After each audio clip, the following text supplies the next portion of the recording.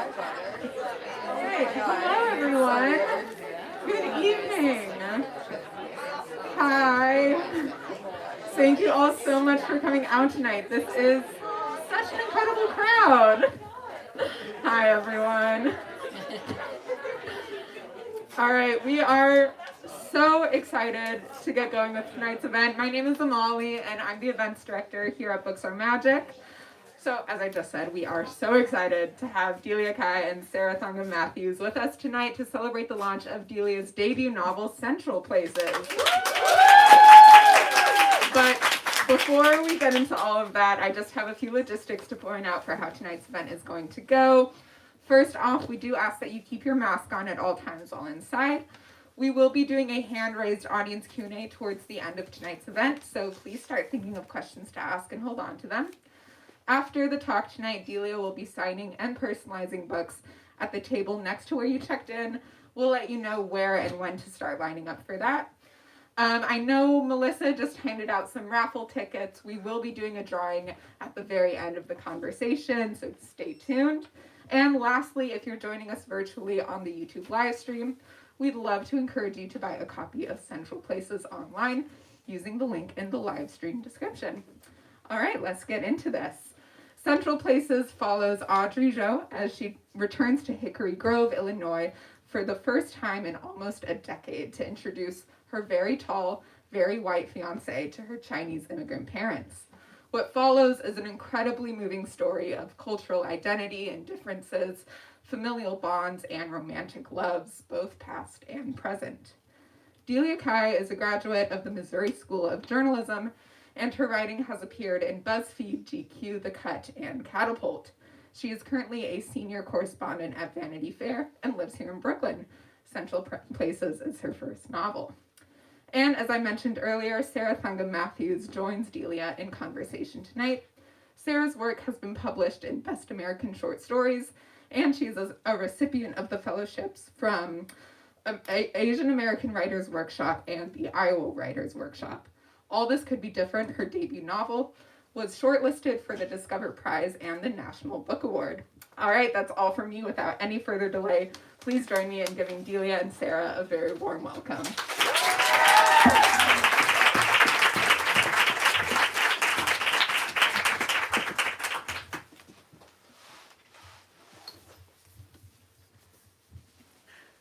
Hey everyone, I'm Sarah, and I cannot tell you how excited I am to be here with all of you and Delia and to talk about this sharp, moving, winsome novel. I can't believe it's your first. So we're going to start off with a reading. Yes? Yes. Okay, so I picked this section from like a third of the way through the novel, and all you need to know is that our main character, Audrey, is showing her fiance around her small Midwest hometown, and it just makes her think of like, it's making her think like, oh, this must be what it's like when you're showing me around New York, because Ben is from New York. So that's a setup. One night, early in our relationship, we'd gone out with Simon and a few of Ben's friends to a spot in the West Village, famous for roast chicken, so heedfully sourced I was surprised we didn't get an ecology lesson from the server. We were sitting on the patio, slack with relief that the August humidity had finally broken, and happy to be celebrating Ben signing with Simon's agency. I remember feeling nervous. This was the first major life event that I was celebrating with Ben's friends, who were all artists or professional creatives, especially when I suspected they still couldn't quite understand what the deal was with Ben's new girlfriend, who kept her cardigan on because she was still thawing from a day in her office's industrial air conditioning. One of Ben's friends, Jasmine, the one who'd originally brought him to Zadie's potluck, was recounting the story of a recent camping trip to Maine with friends from her Bushwick Socialist Collective.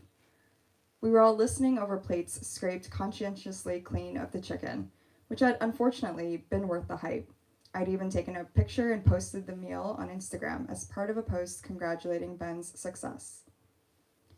Jasmine was telling the story in that theatrical way I'd found that New Yorkers automatically employed under the assumption that each of them was the hero in their personal coming-of-age film, and I found it comforting to watch Jasmine play director and screenwriter and starlet all at once.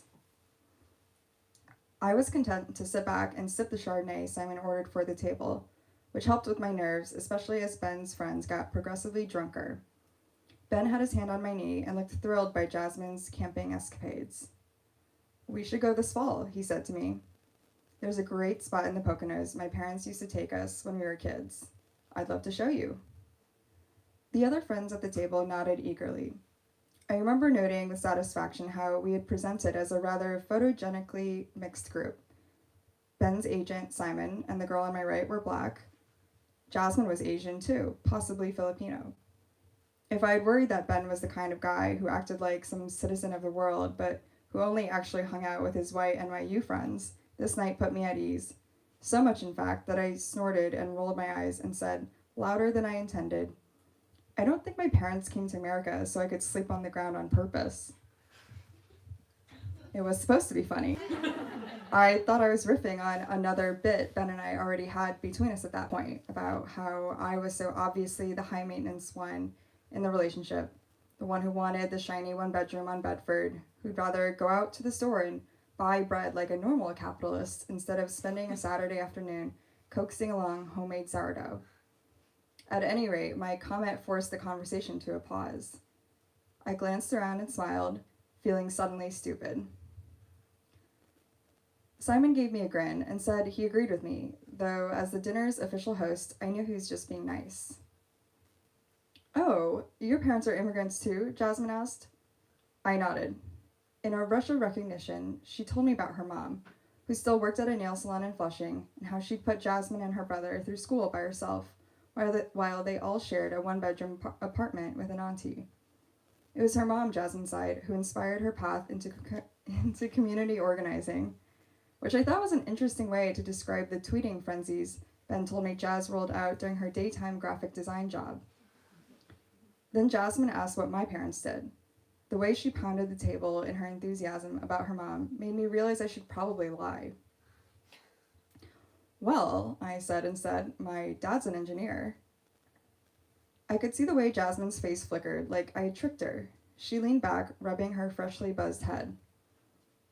"And my mom used to manage inventory at a department store," I added, wondering if anyone at the table even knew what a Bergner's was. "It's like a Macy's, except..." Jasmine cut me off. "Well, that's pretty different," she said flatly. I swallowed. The tension at the table seemed to congeal with each passing second. "Well, they started off kind of poor here, right?" Ben said defensively, though I wish he hadn't said anything at all. Jasmine looked at me, but I was too mortified to meet her gaze. The others at the table seemed to be sending each other a silent radio warning. The Asians are fighting. Ben's agent sat back and poured himself another glass of wine. I eventually said something about how my dad came here as a grad student. This made Jasmine snicker and sit back, running a hand over her buzzed hair, almost protectively. "So they were broke," she said, "not poor." "Hey," Simon said serenely, "we're all here, right? We're all living in the dream, right?" "Plus," Ben added, "Audrey grew up in like the middle of nowhere in this crazy conservative town." He said this as if on the scale of whether my middle-class parents deserve the same amount of sympathy as Jasmine's single nail tech mom. This evened out the math. While everyone at the table made apologetic sounds, I wanted to point out that technically Peoria County had gone blue since 1992, in no small part because of the private university located downtown, and it was the surrounding counties that earned the red, gun-wielding, God-fearing reputation. Part of me wondered if Jasmine would change her calculus on my parents if she knew how much my mother hated working at Bergner's, and that she always blamed my existence for having to do so. Surely that would earn me a few points in Jasmine's scale of worthwhile hardship.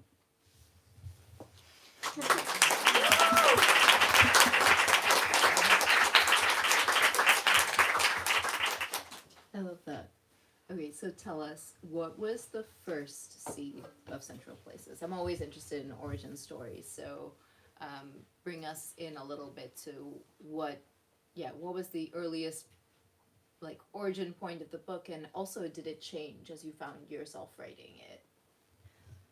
Yeah, so I'm from Central Illinois, and I have lived in New York for about 7 years. Before that, I like lived in DC, and I went to school in Missouri, and so throughout like kind of my whole adulthood, I would go home for the holidays, and it sort of struck me, especially like once I left the Midwest, how just like how progressively stranger it got to kind of go from like my new life to like my old life, and to sort of run into people that I met, and to sort of slowly realize too that like this upbringing that I had and this background I had in this like small Midwestern hometown is not really like, I don't know if it wasn't common, but I was, I was like living in DC, I was living in New York, working in media, and like not that many people I met actually came from that. And so I was sort of like, oh, like that's kind of cool. Like that's kind of different, I guess, about me. But it took a long time to get to like that's different and cool, because in the middle it was very much like, oh my god, this place is so embarrassing, and I have to keep going back, and like can't get a green smoothie anywhere. Like this is so hard. So I think the difference between just like kind of who I was like in my like normal life and who I sort of felt like I was when anytime I went back to my hometown, it was like, this is an interesting disconnect. Mm-hmm. And for a while I just didn't know if other people felt that way. Like I didn't know if it was just because of the way I grew up or the place I came from, that like just sort of felt like this time portal every time. Yeah. I love that. Something that really struck me about this novel is sort of exactly what you talked about, right? It's centering of the Midwest, and I actually first became aware of Central Places when the writer Jean Ho tweeted something about it and was like, the reign of the coastal Asian is over, Midwest Asians are taking over now. And implicated me, also a writer of a Midwest Asian book. But I think that's something that I found really actually very interesting about Central Places is the way in which, and you can tell me if you disagree with this, but as a reader, I was like, oh, there's this interesting amount of shame to some degree that Audrey feels about being, a quote-unquote country mouse from Central Illinois. Like there's a shame that she feels about her Midwestness, and there's also a degree of shame that the person she is at the beginning of the book feels about her Asianness. And by shame, I should actually be more precise. What I see in Audrey is a sense of liability or threat from other people around these two lanes of her identity. Anyway, I'm curious about like whether you see parallels, in between these two like extremely broad and multiplicitous lanes of identity. Yeah. So I think kind of one of like Audrey's like most definitive identity is that of just feeling like an outsider. And so when she's growing up in this really small town in Illinois where there's not a lot of other Asians around, and she's made so aware of that just like from the very beginning of going to school. And so I think, that really kind of introduced her to this like identity, I think, of being the outsider, of trying to survive and fit in and just try to like conform as much as possible. And then I think when she like moves to New York and she has her New York life, she's having, dinner at this like fancy chicken place or whatever. And, she realized like, oh, I'm not, the outsider here because I'm Chinese American. Now it's because I'm from the middle of nowhere, and everyone that I'm with here in New York is like, oh my god, like it's probably all like Trump voters and everyone has guns, right? And and so she's sort of like, oh, now I have to kind of like almost like pivot on that identity and like tamp it down because that's what's making me different. So I think like the ways that both of those sort of identities are like, she keeps like kind of switching in terms of like, which one do I really not want to be right now, and I think that's definitely like something that's mirrored my own experience, where I just sort of went from, rooms and spaces where I was like, oh, like there's one Asian person here and that's me, and then moving to places where that was no longer the case. But then I would like make a joke about like hanging out in cornfields, and people would be like, "What?" And sort of finding out like, "Oh, that's different. I didn't know that was like something that is really different about me." And how do I feel about that? Am I embarrassed, or do I embrace it? Yeah, no, that makes perfect sense. Switching tacks briefly, because I actually have like 500 questions about like Midwestness and Asianness, and I like a little bit of texture in these things. So at the beginning of Central Places, we like the first person besides Audrey that we meet is Audrey's fiance, and in a coming of age novel, I always think that the protagonist's love interest is like really connected to what the protagonist not just desires but desires to be. So I mean, at least I think that. You're welcome to disagree. So tell us about Ben, and anything you want to share about, like, because there's more than one love interest in this novel, and I don't want to engage in the sort of slippery territory of spoilers. I will let you do that. So yeah, just tell us about these love interests and what you want romantic love to romantic love to be and do in this novel, in this coming of age novel, which is a very specific genre. Yeah, I think I wanted the romantic love in the novel to just sort of represent like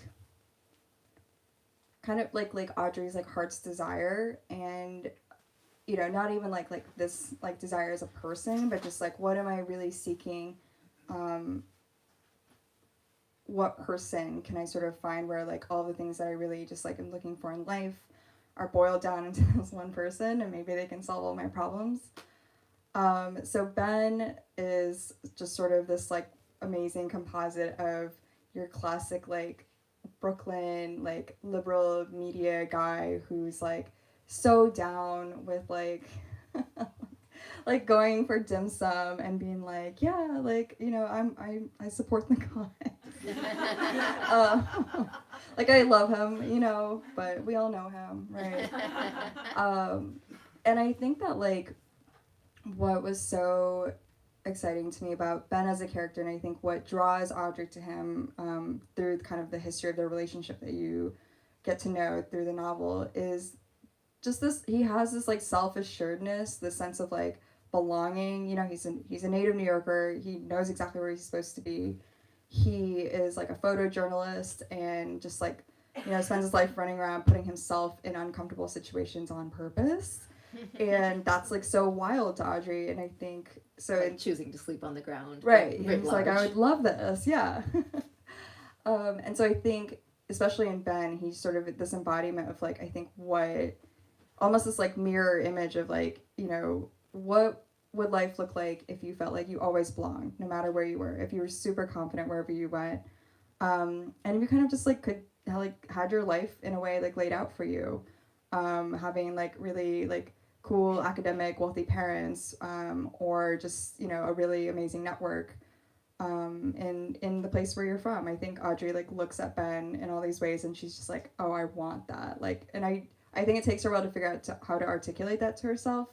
But when they first meet, it's just sort of so automatic, because I think she sees in Ben like, this is like what I think I'm looking for.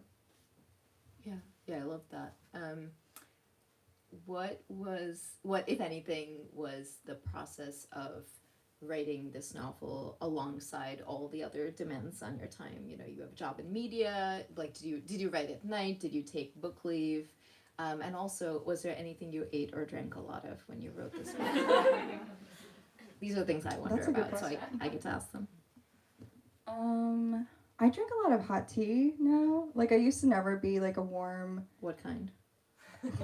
So I just like boil ginger slices down. One time I left like the pot on for too long, and I had like the spiciest water. It was so good. That's like what I drink.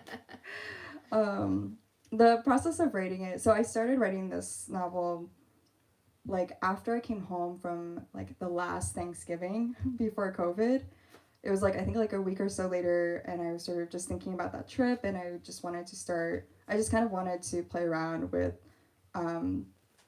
the idea of this trip being like a transformative experience, and then obviously once like COVID happened, I was sort of like, well, like I guess I have a project now. And I mean, at the time, I wasn't like I like everyone always is like, how did you like write a novel while you're like also like a writer in your day job? And like I was not writing this novel when I had like a day job as a writer. I like had the chillest job. I was working at BuzzFeed. It was like amazingly cushy. This is like the secret. No one tells you. Like just have like a chill day job. And then on weekends and nights, I just would like. This is like my I think the left side of my brain. Is that the one that's like? Yeah. So I think I know nothing about brains. I barely have one. whichever is like the super organized part of my brain was like, I'm gonna treat this like a freelance project and like bill hours and like log my hours, and in some way that was like the most like the best way to motivate myself, where I was just counting up like how many hours I was spending on a project that like no one knew about. So yeah. Oh, that's fascinating. Also, I too love spicy water ginger tea when writing. I feel really like I think one of the things I love about this novel is its like multiplicity. Like it's very economical. You know, it's not like sprawling in its multiplicity, but there's a lot happening. You know, we talked about love interests. There's the specter of a best friend in the novel, which will be my next question. But one thing I felt really moved by was the handling of parent relationships. I think this is something that I feel like I've read you write somewhere before, which is like the Asian or the immigrant narrative is almost always about filial piety of some kind. I would love to hear, you talk about what you wanted the representation of the filial bond in this novel, the bond between child and parent, to be or do. I was also, and especially thinking about Audrey's mother. Yeah, I think like what was most interesting to me about like Audrey's relationship with her parents is that I wanted to sort of like run the whole like roller coaster of just like all the things that like can be present all at once in in like these relationships. And so I think it ended up kind of being a composite out of like both like at this point we have this trope in culture, in movies and TV, and like that whole like tiger mom thing. And I just remember kind of absorbing those tropes and those stories, especially like, growing up and kind of becoming a young adult, and sort of always thinking like, in some ways, like like so much of it that we see is like very flat or like kind of one note, where it's just like things were really hard and I had to like practice piano a lot. And I just thought that was really interesting to me, in how in like conversations with my other like Asian and Asian American friends, how it was sort of like in some ways like these tropes like are true, like we everyone that I've talked to and would sort of bond over with over these types of relationships. It was very easy to kind of talk things over, but I think we were always left with the sense of like, but there's this complexity. It's like there's just like these like subterranean layers of like these kinds of relationships that we have, especially with immigrant parents, especially with parents across like a generational, cultural, like geographic divide. And so I think I sort of was really hoping to write the parts that are not just like, the little like, what am I trying to say? I think I sort of wanted to examine the trope in a way, but also sort of look at like, well, what is this rigidity driven by? Is it driven by like this, enormous amount of fear and precarity and sense of like, we're not supposed to be here, so we like need to follow every single rule, and so I think I was really interested in sort of teasing it apart a little bit more. I love that so much, and you do it really, really well. Thank you. Yeah, it's so beautifully done. It really matters to me how, like, in ways I almost wish it didn't. Like, it really matters to me how Asian parents are depicted. I feel the strongest about like how South Asian parents are depicted in fiction, just because it's like my community. But I thought you did a beautiful job. If you encounter my work personally, you know that I'm like horny for friendship, and one of the things I found really interesting in this novel was how it deals with the sort of specter of something that I think many of us, I think, have experienced, which is the specter of the like long ago or first or like hometown friend. That's the friend who like you have so much history with, but your lives have moved in different ways. Tell us a little bit about Audrey and Kristen. Yeah, for those of you who haven't read Sarah's book, it's really amazing, and my favorite part of it is like the central friendship that I just think I loved. I think that you gave it so much care in the same way that I think a lot of books are like, family stuff, relationship stuff. So I just want to say that. Audrey's like best friend from childhood is this woman named Kristen, and when she first goes back to her hometown, she is in avoidance mode. Like, at first she won't even say who she's like kind of avoiding, and then it kind of seems to come out where she's like, oh, like, there's Kristen's house, like, I really hope she's not here, even though it's like Christmas, like, why wouldn't she be here? And so I think their relationship is so interesting to me because it's one of those, it's like sort of one of several in the novel where you sort of pull apart at it and you're like, oh, things are not what they seem. Audrey's not really telling us the full story of what happened. And I think like a lot of what Audrey does is just like, she's like just the reptilian brain, like self-protective, like, let me just not think about it. And so I think when it comes to her friendship with Kristen, it's almost sort of like, I think like almost this like base layer of like, I've kind of told myself a story about what happened in order to just sort of move on, live my like fabulous New York life, whatever. But now that I'm home, now that I really like cannot avoid running into her because this town is so tiny, it sort of forces her to excavate like, so what really happened? Because you're telling yourself that like, oh, no big deal, like here's just this like woman who I grew up with and we were best friends. But like looking back, I've told myself that we just grew apart, and then she sort of has to kind of put things under a microscope in a way and sort of really examine like, did we grow apart or was I actively like pushing her away, which I think is so hard to do. And friendships I think are just they're sort of so fertile for these kinds of like investigations, because there's not really the same kind of script that like a romantic relationship would have, where it's like, oh, I saw my ex and we had the talk, and there's like a script you can follow. But I think friendships are almost even more fraught because you're sort of like, what do I do? I thought we were done. What kind of gray space can friendships, especially old ones, occupy when they're not the same that they were like when we were kids? Yeah, absolutely. I'm curious about what books crossed your desk as you were writing Central Places. Like what felt like sort of companion texts, models, possibility models of what you didn't want to do. Like, answer it however you want. But I always think about books and literature as like a long conversation across time and space. Like, that's one of the things I find so rewarding about the work we get to do. And so, yeah, tell us about what was the sticky web around Central Places.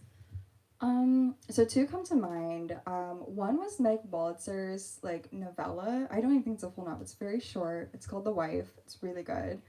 And I loved that for the structure because it was basically like this woman and her husband. I think they're in like their 60s. They are going on a trip, and over the course of this trip, like things fall apart. And so I kind of loved that, where it was sort of like, oh, like let's stick them on the plane and start them there. And so in like that, I just like copped for sure. But I also still remember reading Jenny Zhang's Sour Heart for the first time and just sort of, yeah, like it's a book of short stories of kind of girlhood and growing up Chinese American in Flushing.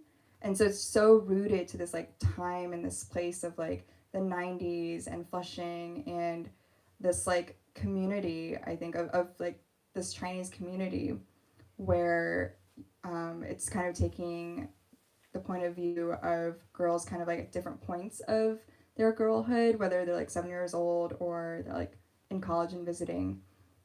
And I love that book so much because I think that was the first time I really saw a lot of like what I call like ugly feelings about, I think, about like being part of a diaspora, and even sort of these almost like taboo feelings of like, yeah, I know I'm supposed to like, be bestie allies with the other, ABC girls, like Asian American born Chinese girls, but actually there's this rivalry between us. And that was the first time I was like, yeah, like there is, like it's not just like, oh, we're like in a community together, so I think I loved how complicated that book was and just how much it was about this like one like experience of Chinese American life and Asian American life in a time and place. Yeah. Makes perfect sense. Okay, we're gonna start opening it up to questions from the audience, and I still have questions of my own, but I'll pepper those into the lulls if there are lulls. What I would love is if you have a question to raise your hand. I'll call on you and then just try to enunciate as much as possible. And if you want to share your name, share your name. All right, questions for Delia.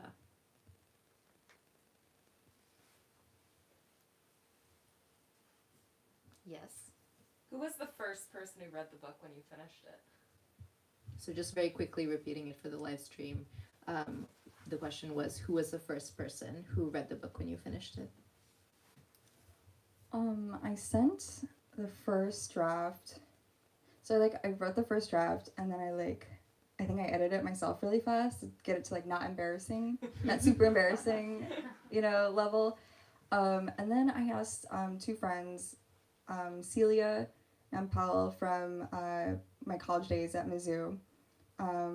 We had been in this we had started this Facebook group for sharing our writing because we found out a bunch of guys at our J school were doing the same, but we're not letting girls in. So What? I know. And so we were like, we're gonna start our own group. Mizzou. I know. But so it bonded, besides the fact that our names were the same, it bonded Celia and I together forever. And so I was like, I gotta share this with Celia for sure. And then the other friend was my friend Michelle Delgado, who I think we were just both really in the same, I think creative mindset of just the right amount of vulnerable, but also we don't see each other every day. So if you hated it, I don't have to look you in the eyes. She lives in DC, and so it's this is also a good relationship where I think this can go. And they were both so formative to the way that the book shook out. Yes. Another South Asian Midwestern here. So I'll share that. You said that you kind of conceptualized the book when you came back from Thanksgiving before the pandemic, right? Yeah. And I know, at least for me and a lot of people, is there's all these things that happen in my life where I'm like, oh, this is the pandemic version of me, and this is maybe who I was before the pandemic. How did the timing of that, how did the pandemic shape? Are there parts of the book where you can feel another side of yourself that emerged during that time? And the question for the live stream, sorry, I'm contractually obligated. The question in short was how the timing of the pandemic shaped Delia's conception of the novel. I think I definitely just couldn't have written a novel if I was out and about, because I was really shut in. So that sort of at the surface level, that in some ways was a huge made a huge impact on the book. But I think also it was really interesting because I started writing this book right after I came back to New York, right? And then the pandemic hit, and I didn't go back to my hometown in Dunlap for a year and a half. And so the whole time I was writing this book, it was based on my remembrance of this place. And I had all these notes where I was like, you should check this. Or I was on Google Street View, oh yeah, I remember this, this mall is here or whatever. And in some ways I was sort of I wish I could just be back so I could just kind of be more journalistic about it. in a way, but I think it's kind of meta that like this book about like a remembrance of a place was like written mostly on remembrances, and then like as soon as I was able to like travel and like see my family, I was like taking so many notes, and I was like, oh, okay, we got this really wrong. But it was kind of like this very meta exercise in a way. Yeah.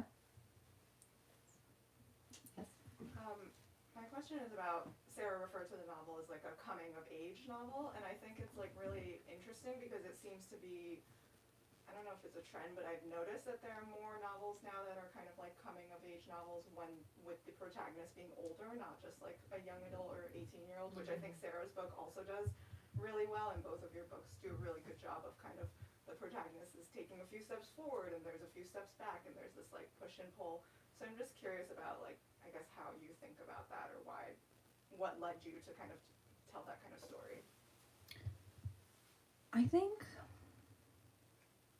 I think like, especially when you're a transplant, right? There's like a kind of like when you move somewhere in your young adulthood, that's its own sort of coming of something where you're sort of like, okay, this is who I am now, you know, right? What else was I gonna say about it? I think also like, it was really funny because one conversation I had with my agents, Jade and Caroline, when we were working on it was we couldn't decide like how old Audrey should be, because when I started writing it, I think I was 26, and I had her much older because I was like, oh, you have to be a lot older to get engaged, right? And then like I was writing it, and then then I kind of I got older, and then sort of towards the end we were just, I think, having a conversation about just like the choices Audrey makes, which are questionable in a way that like I love, and we were just sort of like, I think she's not 28, she's not 29, like she's still struggling to kind of figure out like what part of my life is a reaction and how am I gonna kind of like, I think like as like Ali Wong says in her sandwich, she's like, how do I turn this like around, And to me, I just based on my own experience, I was like, that's like 27, like that's when that happened for me. So the frontal lobe kicks in, you use it for a few years, and then you're like, okay, like this is what we need to do with it. I also will quickly say that I think that the fact that societally we allow more latitude and choice also has something to do with the ability to have a coming of age narrative in your 20s, because I think, back in the day, or in a more like maybe more culturally conservative like milieu, you're locked into the choices that I think we associate with adulthood earlier on. But that's a great question. Yes, back in the back. What drink do you recommend we pair with the book? The question is, what drink do you recommend we pair with the book? Which is a great question. That's a good question. I feel like I saw some meme starter pack that you were putting together. This is what I'm most excited about today. We made I don't know if you guys follow Starter Packs of New York on Instagram. Great Instagram. But we made like a starter pack meme of like, for like the sad Asian like literary girl, and we put like lychee martinis on it because it's one of those like, like, is it kind of embarrassing to order it sometimes? Is it like really good? And do I feel like culturally like my ancestors are watching me order lychee martini and they're like, yeah, like a little bit. So I would suggest that, but also like, whatever you're drinking when you're home for the holidays in your parents' house. Incredible. As a devotee of both those lanes of drink. Yes.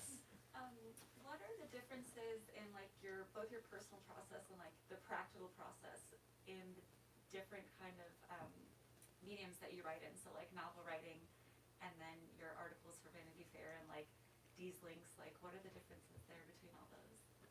The question was basically what Delia brings to her writing process in the differences between nonfiction writing, fiction writing, and these links. I butchered that a little bit, but Oh, that's a really good question. I would say like writing fiction was like kind of my first muscle, I was like the kid in the computer room writing like fan fiction for like hours in middle school and high school. And so I think in some ways like journalism and then like sort of like blogging, it feels like a different muscle or like kind of this other arc. And then with this book, I felt like it was like a return. Because I think like journalism, and it's interesting, like I feel like my work with Vanity Fair is mostly trying to organize facts. And then writing for the newsletter was sort of like trying to just like be funny, like kind of just like have an opinion and be funny about something happening in media. Whereas I think it feels totally different because when I think about writing the novel, it was like trying to like watch a movie in my head versus trying to like move parts around and be like, okay, like this fact needs to go here. Yeah, that's a good question. Now I'm like kind of thinking about all of those things differently now. Yes. Was there anything that you had to cut that you were really sad about? So Jade and Caroline know this, but the original draft of the book had like this whole chapter that was like the parents' backstories. Like I tried to pull a pachinko. Turns out like only Min Jin Lee can do pachinko. Yeah, so I'm glad that's not in there. But it adds to the lore inside my head and in our heads that no one else will ever know about. I'm a little sad though, because now I want to know their backstory. So I know, maybe at some point it can find its way out into the world in a different form. Director's cut. More questions? Otherwise, I have a couple. Oh, I'm seeing some hands shoot up. Red jacket in the back. This applies both to the novel and your like day job. Oh, sorry. Oh, we're friends. Okay. Yeah, I was like, my jacket's not red. Philosophy for like engaging with your own work. Is it like out of sight, out of mind? Like this is cathartic, or are you constantly kind of interrogating it after the fact? The question, as I heard, most of it was, do you have a philosophy around engaging with your own work when it's out in the world? Is it out of sight, out of mind? Do you keep dealing with it? My friend Isle McElroy gave me this really great, I think, like advice where they were like, you're gonna. So I wrote this book basically 3 years ago, and to throw in another reference, I remember seeing a tweet about Taylor Swift re-recording like Fearless, right? And someone had tweeted like, I think Taylor Swift is brave because if you asked me to like put out something I made when I was like 15, I would like walk into traffic. And so I sort of feel that very much in the way like about this novel because I'm like, oh my God, this is from 3 years ago. If I read a blog post I wrote 3 years ago, it would be so painful. But Isle was sort of like, when you're like working on this novel, you're going to constantly think like, this could be better. Like, why put it out now? Like, let me just hold on to it a little longer and like keep sanding away at the edges. But they're like, you have to kind of like give yourself permission to be like, this is a book that like my 26-year-old self wrote. Good for her. And then like kind of just like let it be like a bottling of that kind of like time in your life. So it's sort of like, you can revisit it, you can be like, oh, like, she's so cute here. But, like, without being cringe about it, being like, oh my God, this is so bad. Because, like, if your younger, if my younger 26-year-old friend showed me something they wrote, it'd be so, like, awful to be like, wow, this is really bad. Like, she's 26, she's doing her best. So I try to kind of have that mindset. But there are so many days when I'm like, oh, this is in print. Okay. We're all also our worst critics. Yeah, yeah. Like there were no moments like that for me when I was reading your book. Okay. All right, red jacket for real. Any notable reactions from friends or family back home? The question was whether there have been any notable reactions from friends or family back home. So I have heard from some people that I went to high school with who I haven't talked to since high school. Especially a couple of people whose names I just borrowed. And they're like, I can't wait to read it. And I'm like kind of like we were doing a How borrowed? like first names, you know. There's some last names, but not the two. Like, wait, so, okay. I was trying to figure out if it was like a Celia die situation. Oh yeah. But I guess I'm kind of interested in seeing the response in a few days when they get their copy, because this whole time I'm like, yeah, like I read about Dunlap, haha, it's so funny, and I'm either gonna hear from them again or I'm gonna not. But that's kind of been fun too, like opening this portal of like, oh my god, like, do you remember this weird thing that happened? Now it's in a book, and they're like, yeah, like I remember that too, and so that's been really lovely. Yeah.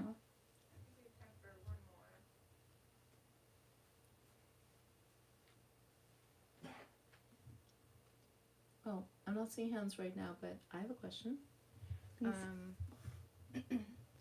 What are your hopes for this book and also for your writing life?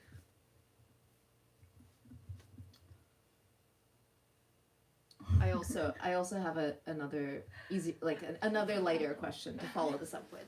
I like this question. I mean, I think anyone who writes, at least for me, it's this act of like, is this real? Like, is what's going on in my head, is this like a real thing? And, you know, I want to like look at it from all these different sides, and I want to like analyze myself. But I think the real joy of it is then kind of like holding it up and showing to someone and being like, do you feel this way? And you know, I think for a long time, I grew up kind of in the same way Audrey did, where I just felt really isolated, really like inside my own head, hence the fan fiction. And sort of like had this like just kind of operated with this belief of like, I don't think anyone else feels this way. And realizing in adulthood and through writing and through like building a community of figuring out like, oh man, it's not even like meeting other people from small towns who also feel this way. It's like everybody feels this disconnect. Everybody feels sort of like, you know, everyone when they go home for Thanksgiving and they go to the hometown bar, or they're just in their childhood rooms, like something like psychotic happens to all of us.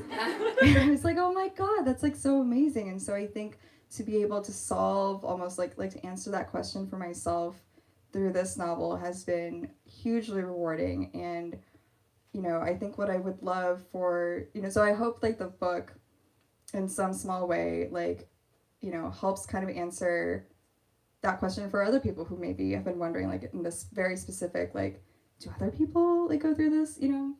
But also I think in writing in general, I would love to, like, I have so many other, you know, kind of like lingering questions existentially, and I would love to kind of write in a way that just sort of continues to answer the question of like, you guys too, you know? That would just be like the happiest life, I think. Yeah. That's so beautiful. I love that so much. Thank you. I think that's a beautiful note to close our Q&A on, and it's time for, I hear, a raffle. Yeah. Oh my god, I love raffles. Is there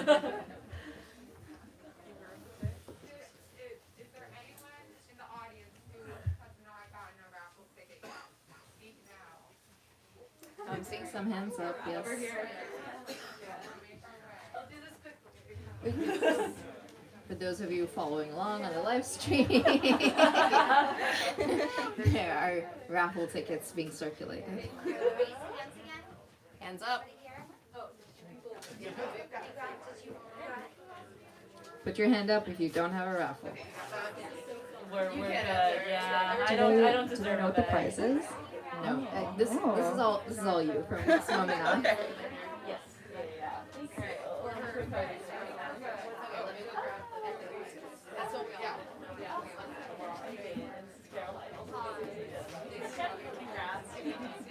Okay, so Delia is going to tell us what the raffle is for. Okay. So the winner of this raffle will win a Central Places tote bag. The hottest accessory of the season. Tiny tote. It's so Yeah. cute. I've been told it's the new Sally Rooney bucket hat.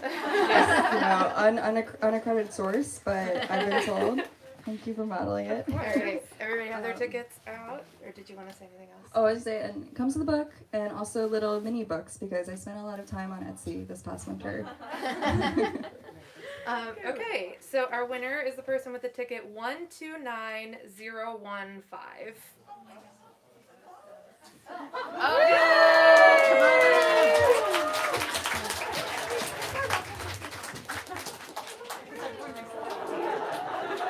Connor, can I embarrass you for a minute? So Connor's my baby brother.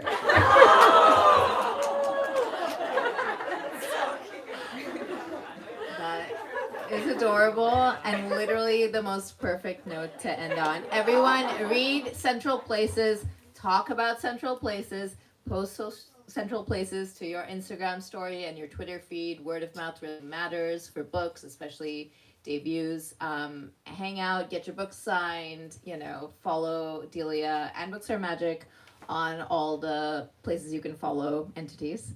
And thank you so much to Books Are Magic for being rad as always. Thank you, Delia. Thank you so much, Sarah. I'm going to pop back up here just so I can let y'all know what's about to happen. So Delia is going to be signing and personalizing books at our little receiving window. My coworker Zoe is pointing to it now.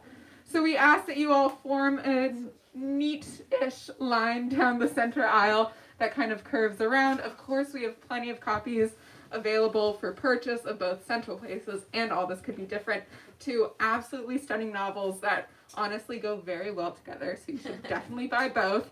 If you're still with us on the YouTube live stream, you can buy a copy clicking the link in the live stream description. All right, let's give these two one last round of applause.